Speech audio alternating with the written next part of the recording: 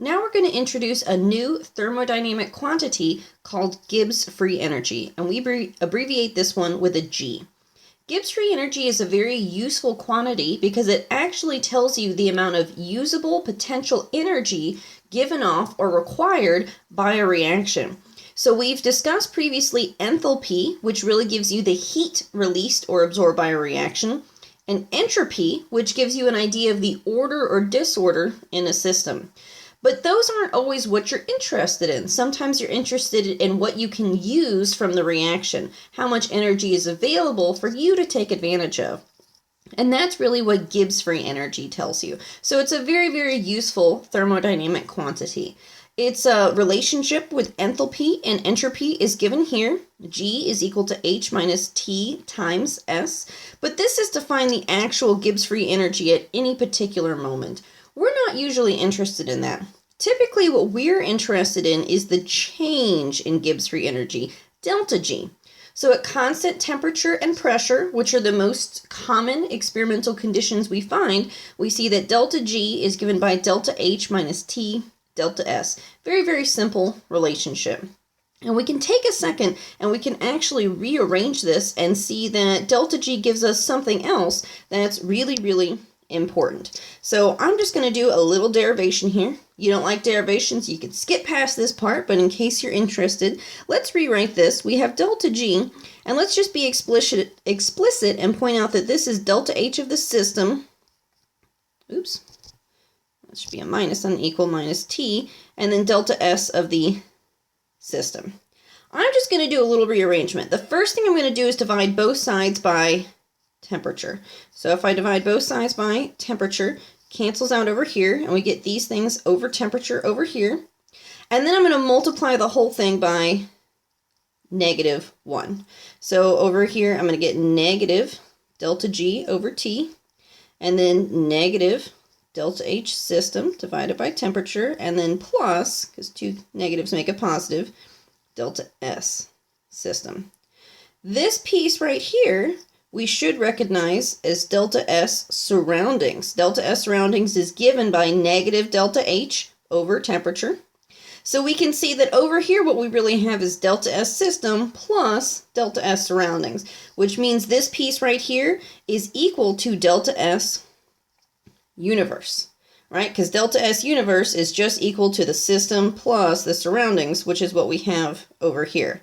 So this is really, really nice, not because we're going to do much math with it, but because we can see that since delta S universe was used to determine if a reaction was spontaneous or non-spontaneous, delta G also gives us that information, but it gives us that in a more convenient way because we can just plug in delta, oops, not that one, we can plug in delta H and delta S directly and see right away if this is spontaneous or not.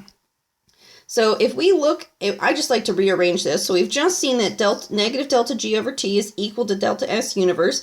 So if we rearrange this by multiplying by negative T, we get this relationship right here. And this just helps us to see what sign is going to tell us about spontaneous or non-spontaneous. So for a spontaneous process, we knew previously that delta S universe was a positive number. So if we plugged in a positive number here, that would give us a negative delta G. So now we have another way to tell if a reaction is spontaneous. We can calculate the Gibbs free energy, which already tells us the amount of useful energy in my reaction.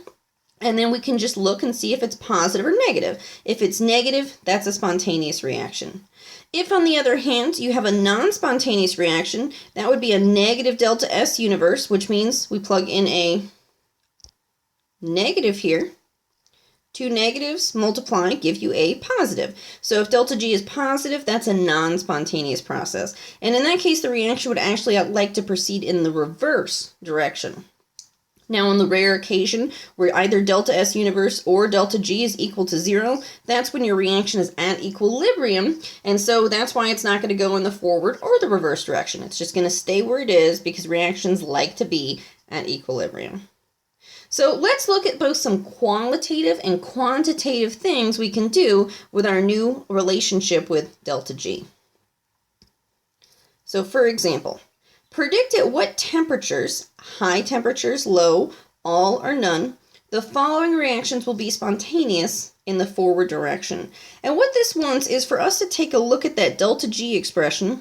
Delta G is equal to delta H minus T delta S, and think about in what instances this would be spontaneous. And there's only two options. Delta G is either going to be positive, meaning it's non-spontaneous, or it's going to be negative, meaning it's spontaneous. So we want to figure out under what conditions that would happen. So what we can do is we can just think about the general signs of delta H and delta S in order to do this. So here we see that delta H is a negative number. So I don't care about the number so much, I just want that it's negative. And then minus T delta S. So now we need to look at this reaction and decide if my entropy is increasing or decreasing. So we see we have all gas phase molecules, but we go from 3 to 2.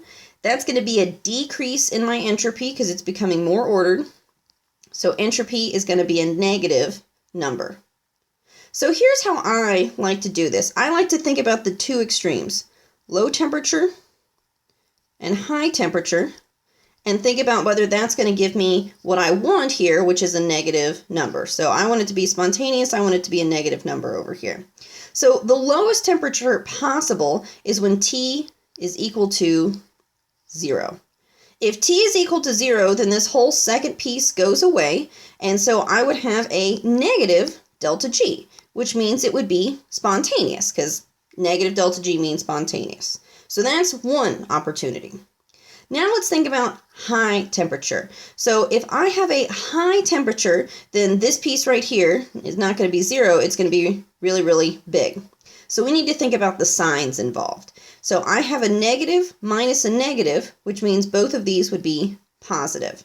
So at a high temperature, I have this small negative piece and this really big positive piece. This can be infinitely big. We're just saying it's a really high temperature. So if this piece is really big, it's going to be bigger than my negative piece, which means at high temperature, when T is very large, I'm going to have a positive number, which means this is going to be non-spontaneous. So for this reaction, it would be spontaneous at low temperature, but non-spontaneous at high temperature. Let's look at another example. These take a little bit of practice. So we're going to do the same exact idea. We're going to use our delta G equals delta H minus T delta S. We can go ahead and plug in. My delta H is going to be positive. And then I'm going to keep my temperature in there. My delta S, if we look at this one, I'm going from one gas phase molecule to one solid and one gas. So I'm going from a less ordered state to a more ordered state. So once again, my entropy is going to be decreasing. Again, I want to figure out how to get a negative number here.